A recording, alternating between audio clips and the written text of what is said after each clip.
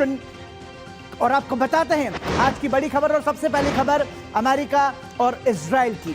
America Israel गठबंधन और Iran के बीच छिड़े युद्ध और उसके बाद सीज फायर को आज पूरे 3 महीने 1 हफ्ता और 2 दिन यानी कि पूरे 99 दिन हो चुके हैं।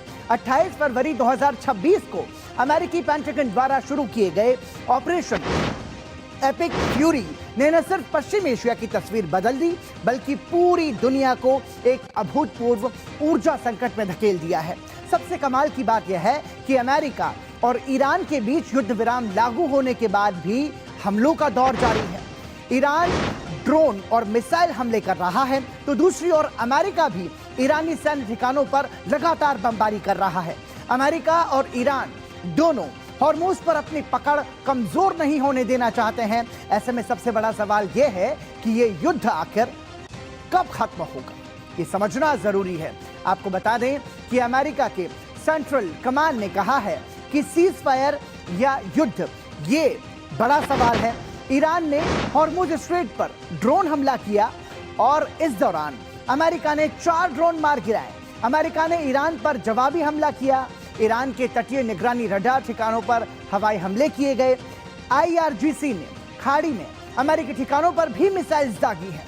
ऐसे में सीज फायर या युद्ध, इसके बीच में बड़ा सवाल यह है कि ये जो युद्ध है ये किस और आगे बढ़ता हुआ नजर आ रहा है।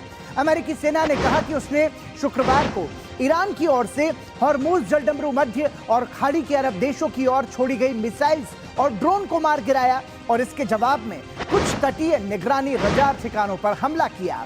ईरान ने कुवैत और बहरीन की ओर 7 बैलिस्टिक मिसाइल्स दागी, जिनमें से 6 को अमेरिकी सेना ने रोक दिया जबकि 7वीं मिसाइल अपने लक्ष्य तक नहीं पहुंच पाई। सेना ने कहा कि अमेरिकी कर्मियों को किसी प्रकार की क्षति नहीं पहुंची है। इससे पहले भी ईरान ने कुवैत के मुख्य हवाई अड्डे पर हमला किया था जिसमें एक व्यक्ति की मौत हो गई थी। साफ है कि सीज फायर भले ही लागू है लेकिन कब तक ये कोई नहीं जानता और इसका जो आगे का जो पहलू है वो किस और आगे बढ़ेगा, ये भी अपने आप में कई सारे सवाल खड़े कर रहा है। एक तरफ ईरान अमेरिका के सहयोगियों पर हमले कर रहा है तो दूसरी तरफ अमेरिका ने भी साफ किया है कि ईरान की नाकेबंदी जारी रहेगी। Without the bombing, that wouldn't have worked. Without the blockade is the most powerful thing. I think the blockade maybe has more impact than the bombing has. But the blockade that we have, the naval blockade, is incredible. Now, one ship has gotten through, unless we wanted it to, and people respect it a lot, and we'll see. But, you know, there's a chance if this really worked out, they could rebuild. You know, it used to be a very, very good nation. You go back, I have friends that used to, old-timers, they used to go there, and they used to do well. They used to build and run. They built apartment houses, and they built office buildings that are hard to believe, right? But there's a chance that maybe that comes back. But whether it comes back or not, I think we have a very powerful deal that we're negotiating. America, Israel और Iran के बीच ये जो युद्ध शुरू हुआ है इसमें अब तक क्या कुछ हुआ है आपको सिलसिलेवार तरीके से बताते हैं। ईरान और अमेरिका लगभग 3 महीने से युद्ध और उसके बाद नाकेबंदी में उलझे हैं और अब तक क्या हुआ सबसे पहले ये समझिए। देखिए 28 फरवरी को जनेवा में परमाणु वार्ता खत्म होने के महज कुछ ही घंटों के भीतर अमेरिका और इजराइल ने संयुक्त रूप से ईरान पर अब तक का सबसे बड़ा हवाई हमला शुरू किया जिसे अमेरिका पेंटागन ने ऑपरेशन एपिक फ्यूरी नाम दिया।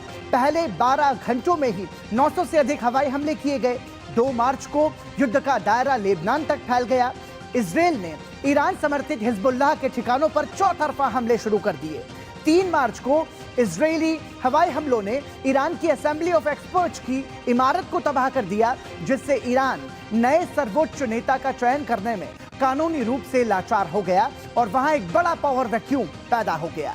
21 मार्च को ईरान ने युद्ध की भौगोलिक सीमाओं को लांघते हुए हिंद महासागर में स्थित अमेरिका ब्रिटेन के सैन्य बेस डिएगो गार्सिया की तरफ मिसाइल्स दागी।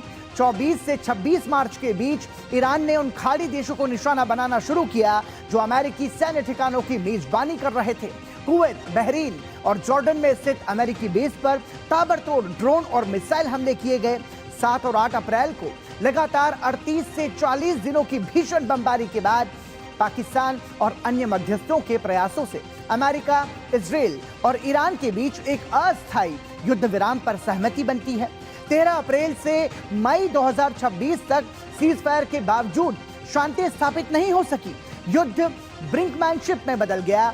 अमेरिका ने ईरान की नौसैनिक नाकेबंदी जारी रखी, वहीं ईरान ने हॉर्मुज से गुजरने वाले जहाजों पर नए टैक्स लगाने की जिद पकड़ी। 6 जून को ईरान ने कुवैत और बहरीन पर फिर से बैलिस्टिक मिसाइल दागी। ट्रंप ने दावा किया कि ईरान के पास अब केवल 21 से 22% मिसाइल्स ही बची हैं। ये समझना भी जरूरी है। और ऐसे में शाह मात के बीच में ये युद्ध आखिर इसका समाधान निकलता है या फिर ये और ज्यादा भीषण हो जाएगा, इस पर अब सभी की नजर टिकी है। अमेरिका और ईरान भले ही वार्ता की मेज पर बैठे हों, लेकिन इजराइल ने साफ किया है कि वो ईरान पर अपनी पकड़ कमजोर नहीं करने वाला। इजराइल सीजफायर के ट्रंप के फैसले से भी सहमत नहीं था।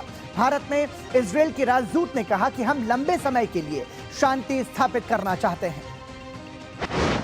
I think we have to rid ourselves from this fantasy that we can erase others, like they want to erase us. We are not in the business of trying to erase Iran. Okay?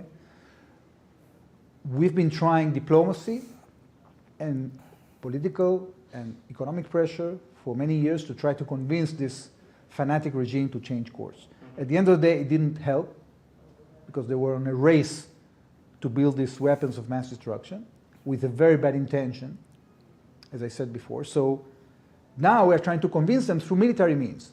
But we said at the outset that we don't have the intention to invade Iran, okay? We are not talking in terms of Iraq or Afghanistan here. We are talking about a situation in which you use measured military means for an aim. The question is whether you are going to succeed and to what extent you are going to succeed. We are happy, if you want to use this word, that we managed to remove the immediate threat on our existence. Now the question is whether we can build stability for the long term. और इस बीच Iran ने साफ कहा है कि शांति वार्ता जारी है, लेकिन अभी तक कोई सहमति नहीं बन पाई है। ईरान के विदेश मंत्री अब्बास अराक्ची ने कहा कि तेहरान और वॉशिंगटन के बीच संदेशों के आदान प्रदान के जरिए बातचीत जारी है, लेकिन अभी तक कोई बड़ी प्रगति नहीं हुई है। दोनों पक्ष आपस में भेजे गए मसौदों की समीक्षा कर रहे हैं और अंतिम समझौते का रूप तैयार करने की कोशिश कर रहे हैं। ईरान सम्मान और गरिमा पर आधारित शांति और सुरक्षा चाहता है, युद्ध नहीं चाहता।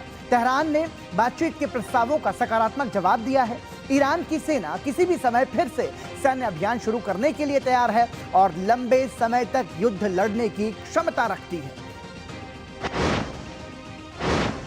ईरान और अमेरिका परमाणु कार्यक्रम और हॉर्मुज स्ट्रेट जैसे मुद्दों पर अपने अपने रुख पर अड़े हुए हैं। वार्ता और जल्द समझौतों के दावों के बीच जंग की आहट भी साफ सुनी जा सकती है।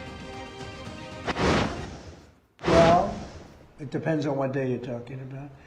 They did agree, and then sometimes they agreed. Well, that's what I'm saying. That's one of the things we talk about. It's very overrated. I'm the one that overrated it. I thought, to me, it was important. To other people, it's not important because those beautiful B-2 right here, the B-2 bombers, they obliterated. But as it stands now, we will go in sometime in the not too distant future. It's very safe down there. You know, we have with Space Force, we have cameras. Every angle of those 3 sites are being watched at all times. If anybody went there, we'll see exactly what's happening, and we'll blow it up a little bit further. अब बात Israel और